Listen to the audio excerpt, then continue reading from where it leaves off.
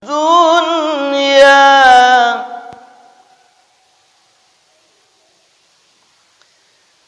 wa mal hayatud dunya fil akhirati illa mata'.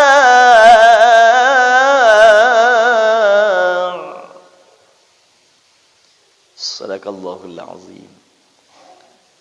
Kita berlindung ke hadirat Allah Subhanahu wa taala daripada godaan syaitan yang terkutuk dengan menyebut nama Allah yang Maha Pengasih lagi Penyayang. Allah melapangkan rezeki bagi siapa yang Dia kehendaki dan membatasi bagi siapa yang Dia kehendaki. Mereka bergembira dengan kehidupan dunia,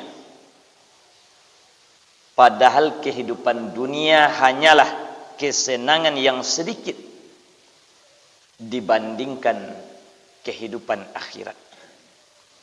Maha benar Allah dengan segala firman-Nya. Al-Quran surat yang ke-13, surat Ar-Ra'd ayat yang ke-26. Bapak dan Ibu hadirin kaum muslimin dan kaum muslimat, jamaah salat subuh yang berbahagia. Kita patut bersyukur kehadiran Allah Subhanahu wa taala. Sampai pada pagi hari yang cerah dan berbahagia ini, Allah masih berikan kita kesempatan hidup sehingga kita masih dapat bernapas. Allah berikan kita nikmat yang terbesar, nikmat penglihatan. Coba saja kalau seandainya penglihatan kita ke Allah butakan, walaupun untuk sementara saja, maka barang tentu kita tidak akan dapat menikmati indahnya, luasnya kehidupan dunia ini. Tetapi karena penglihatan yang Allah berikan, yang sangat berharga bagi kita, kita dapat selalu meramaikan, memakmurkan masjid kita ini, beribadah ke masjid yang kita cintai ini. Kalau seandainya penglihatan kita saja, jangankan buta, terganggu saja, tentu saja kita tidak akan dapat sampai ke sini. Dan Allah berikan kita nikmat pendengaran, sehingga apa yang diucapkan kawan, apa yang diucapkan orang kepada kita, kita mampu mendengar. Dan Allah berikan kita nikmat hati,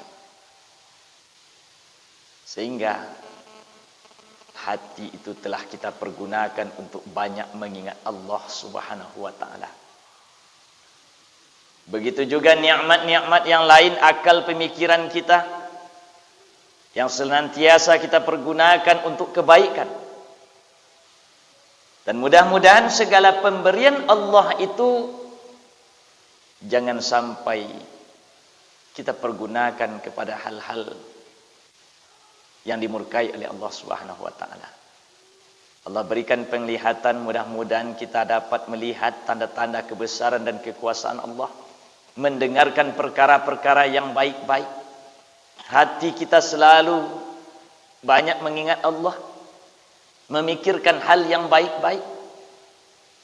Makanya Allah ingatkan kita di dalam Al-Quran, ya ayyatuhan nafsul mutmainnah, wahai jiwa-jiwa yang tenang, wahai hati yang tenang, wahai hati yang tentram, wahai hati yang suci, kembalilah kepada Tuhanmu dengan ridho dan ikhlas. Mudah-mudahan Allah akan selalu tuntun kita ke jalan yang diridhoinya. Amin ya rabbal alamin. Nabi Muhammad sallallahu alaihi wasallam. Allahumma salli ala Muhammad wa ala ali Muhammad. Bapak dan Ibu hadirin kaum muslimin dan kaum muslimat, jemaah salat subuh yang berbahagia. Dan menjadi kaji kita pada pagi hari kini, yaitunya beberapa nikmat atau rizki yang Allah berikan kepada umat manusia ini. Dan kemudian harta kekayaan adalah nikmat yang paling rendah. Kaum muslimin dan kaum muslimat yang berbahagia, banyak kita memahami makna rizki adalah harta kekayaan. Padahal dalam pemahaman Islam, wujud rizki yang Allah berikan kepada kita tidak selalu berupa harta. Bahkan harta adalah jenis rizki yang paling rendah tingkatannya di antara rizki-rizki yang diberikan Allah yang lain. Lalu apa nikmat-nikmat yang besar? Nikmat-nikmat yang lebih tinggi, yang lebih berharga daripada harta kekayaan tersebut. Memang kita memahami kaum muslimin dan kaum muslimat yang berbahagia. Tanpa harta kita tidak akan dapat menjalani hidup di dunia ini, betul. Tetapi di mata Allah itu nikmat yang paling rendah. Ada beberapa nikmat-nikmat yang paling tinggi, yang mulia dibandingkan rezeki. Di antara yang bermanfaat. Ini nikmat yang paling tinggi diberikan oleh Allah Subhanahu wa taala. Sehingga tanpa ilmu pengetahuan, manusia tidak akan mampu menjalani hidup di dunia ini dengan sebaik-baiknya. Dan maka derajat orang-orang yang berilmu itu lebih tinggi, lebih mulia dibandingkan orang-orang yang tidak mempunyai pengetahuan sebagai bekal untuk menjalani hidup di atas dunia ini. Makanya menurut hadis Rasulullah sallallahu alaihi wasallam,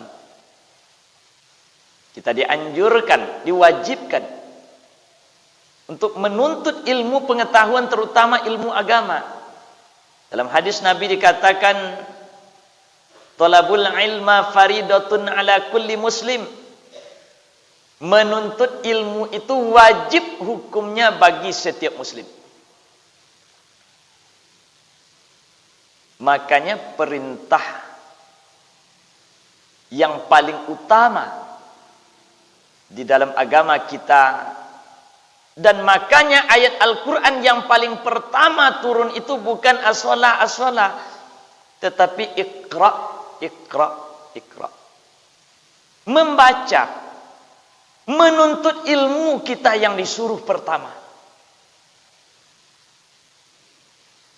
Maka ilmu yang bermanfaat berupa petunjuk-petunjuk, nasihat-nasihat, pengetahuan-pengetahuan yang berguna dan berfaedah, apalagi kita ajarkan kepada orang-orang sesudah kita,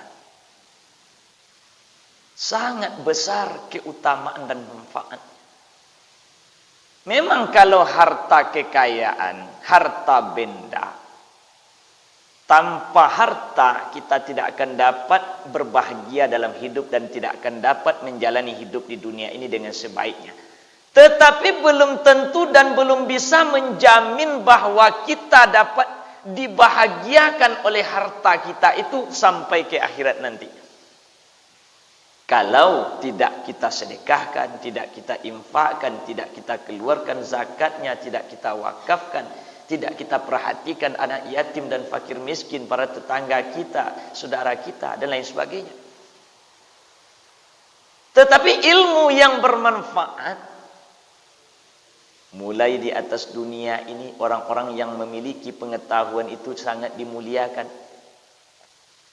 Kemudian di alam barzah, apabila ilmu yang bermanfaat itu dia ajarkan semasa hidup, maka walaupun sudah hayat hancur di kandung badan, tinggal tulang belulang, tetapi tetap mengalir pahalanya untuk kita.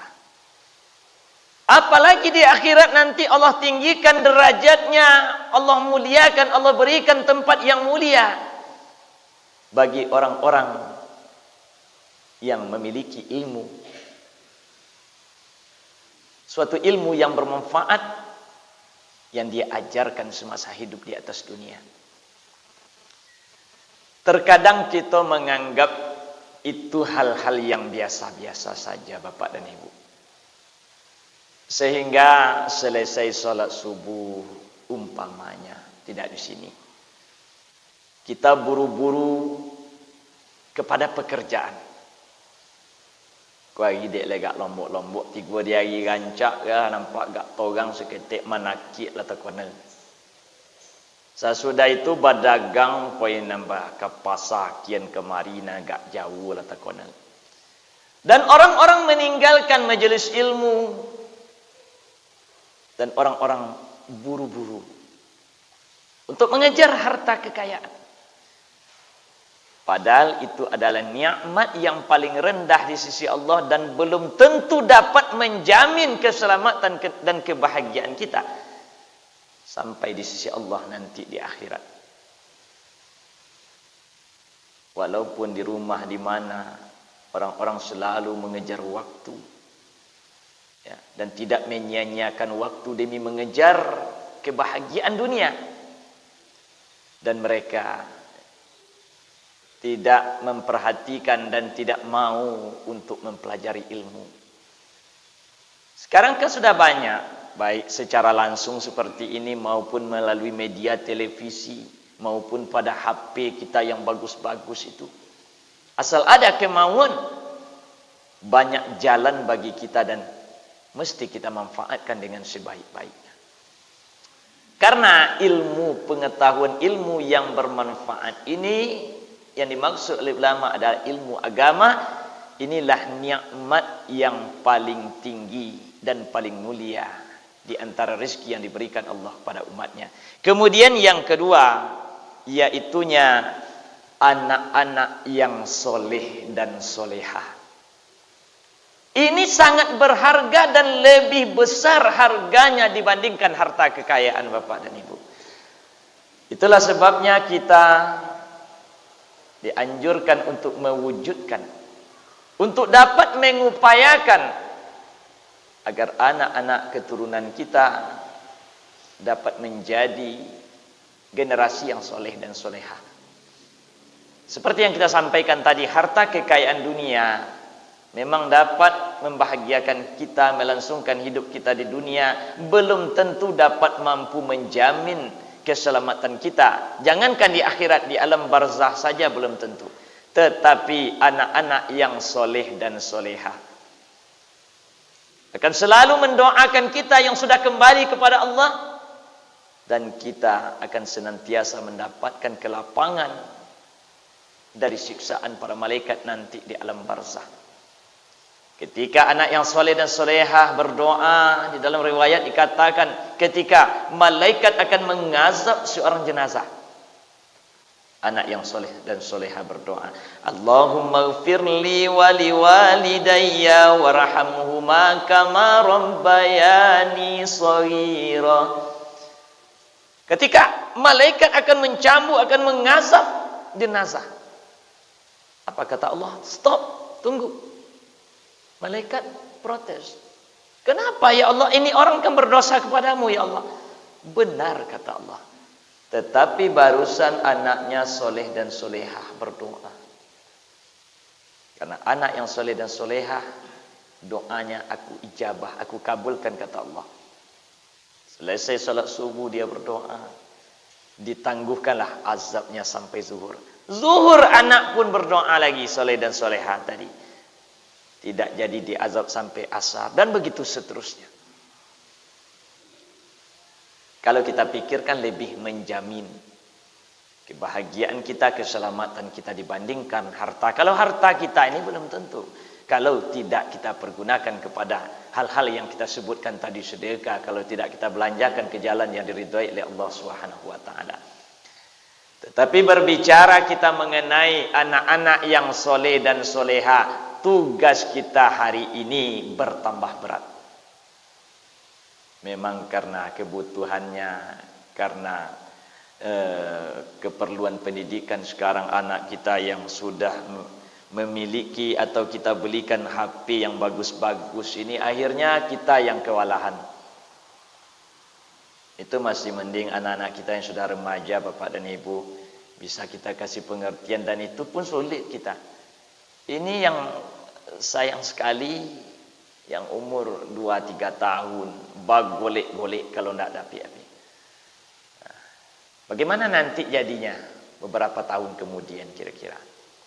Tetapi kita orang tua, harapan kita sama. Tidak ada kita yang artinya semua kita ini menginginkan generasi yang soleh-soleha, yang lebih baik daripada kita sekarang. Untuk itu kita berjuang, dan kita perlu bersabar dan senantiasa berusaha. Karena ini nikmat yang terbesar yang akan dapat memberikan jaminan keselamatan kita sampai ke alam barzakh nanti. Apalagi. Kemudian yang ketiga, nikmat yang besar, yang paling tinggi daripada harta kekayaan Allah berikan, yang ketiga yaitunya adalah lingkungan yang baik. Banyak lingkungan yang baik, yang nyaman, damai, sejahtera, terhindar dari penyakit-penyakit masyarakat. Itu rupanya nikmat Allah yang atau rizki yang lebih besar dan lebih mulia daripada harta benda atau harta kekayaan. Maka oleh karena itu, merupakan tanggung jawab kita semua selaku umat yang beragama untuk menciptakan lingkungan yang aman, yang nyaman, damai, sejahtera. Baik di dalam masyarakat, di dalam berbangsa dan bernegara. Mari kita senantiasa menciptakan lingkungan yang baik, lingkungan yang nyaman, yang terbebas dari segala bentuk pengaruh penyakit-penyakit masyarakat. Sehingga kalau suatu lingkungan telah tercipta dengan baik, maka tentu saja barokah daripada Allah Subhanahu wa taala akan turun. Sesuai janji Allah di dalam Al-Qur'an surah Al-A'raf ayat 96 itu. Walau anna ahlal qura amanu wattaqau. Apabila penduduk suatu negeri, suatu kaum, sebuah masyarakat amanu, beriman dengan iman yang kokoh dan kuat, wattaqau, bertakwa kepada Allah dengan sebenar-benar takwa, maka janji Allah, la fatahna alaihim barakatim minas sama'i wal ardh, akan kami hujani, akan kami turunkan barokah baik dari langit maupun dari bumi. Dari langit berupa hujan yang dapat menyuburkan tanah dan tumbuh-tumbuhan. Dari bumi dengan tumbuhan tadi Allah hasilkan buah-buahan yang bermanfaat bagi kehidupan manusia. Tetapi walakin kadzabu fa akhadnahum bima kanu yaksibun. Manusia itu lebih senang mengikuti jalannya sendiri, lebih senang mengikuti hawa nafsunya. Ini yang menjadi persoalan kita. Maka Allah banyak melihatkan tanda-tanda kebesaran dan kekuasaan supaya kita kembali kepada jalan yang benar yang diridhoinya. Maka lingkungan yang nyaman, yang damai, nikmat yang besar daripada Allah Subhanahu wa taala. Dengan demikian tentunya kita sama berusaha untuk menciptakan lingkungan yang baik tersebut. Kemudian baru sesudah itu adalah harta benda, harta kekayaan. Memang tanpa harta kita tidak akan dapat menjalani kehidupan ini dengan sebaik-baiknya. Dan kita juga dianjurkan untuk berusaha. Walaupun rizki atau nikmat, kematian, umur, jodoh sekalipun sudah ada ketetapan Allah, tetapi kita juga berusaha untuk mendekati atau menjemputnya. Karena kita ini manusia memiliki rasa futur, banyak kemalasan. Ditambah lagi oleh prinsip ekonomi Indonesia ini, dari pekerjaan yang ringan, dari modal yang sekecil-kecilnya, bagaimana dapat meraih untung yang sebesar-besarnya. Ini penyakit kita orang Indonesia, Bapak Ibu. Sampai kepada masyarakat kita. Kerajo nak ringan, hasil nak godang ke itu. Nah, tetapi kita rezeki nikmat yang sudah Allah tentukan, kita juga berusaha untuk menjemputnya. Ya, memang harta benda, harta kekayaan adalah fasilitas yang kita butuhkan dalam hidup, tetapi itu sebenarnya hina di mata Allah. Itu rendah di mata Allah, ya. Janganlah selalu kita mengutamakan kekayaan dunia ini. Dan apabila kita sudah mengatasnamakan, sudah mengutamakan Allah dan Rasulnya, barang siapa telah mencintai Allah dan Rasulnya di atas segala-galanya, maka Allah serahkan dunia ini kepadanya, Bapak dan Ibu. Dan kemudian yang terpenting, jangan terlalu berkecil hati. Jangan terlalu bersedih kita ketika kita sudah berusaha tetapi ekonomi kita masih lemah. Ketika kita sudah berusaha bekerja sekuat tenaga tetapi kehidupan kita masih seperti itu, masih sulit. Kita juga perlu bersabar. Berarti Allah sedang memberikan tanggung jawab yang ringan kepada kita. Sebab semakin banyak nikmat dunia ini kita terima, tanggung jawab di mata Allah nanti di hadapan Allah bertambah berat. Ya. Makanya orang-orang miskin menyadari bahwa biarlah kita bersabar, karena semakin banyak nikmat yang kita terima, tanggung jawab, ya, pertanggungjawabannya semakin berat nanti di sisi Allah di akhirat, Bapak dan Ibu. Nah, inilah diantara nikmat-nikmat Allah. Mudah-mudahan dengan segala nikmat Allah tidak membuat kita lupa, tetapi apapun nikmat Allah menjadikan kita orang-orang yang senantiasa bersyukur kepadanya hendaknya. Dan mudah-mudahan Allah akan senantiasa membimbing kita kepada jalan keselamatan. Mudah-mudahan kajian kita pada pagi yang berbahagia ini bermanfaat, walaupun tidak tersusun rapi. Namun mudah-mudahan dapat sama-sama kita renungi dan kita amalkan dalam kehidupan kita. Terima kasih atas perhatian. Mohon maaf atas segala sesuatu yang tidak berkenan dan tidak terletak pada tempat yang semestinya. Wabillahi taufiq wal hidayah. Assalamualaikum warahmatullahi wabarakatuh.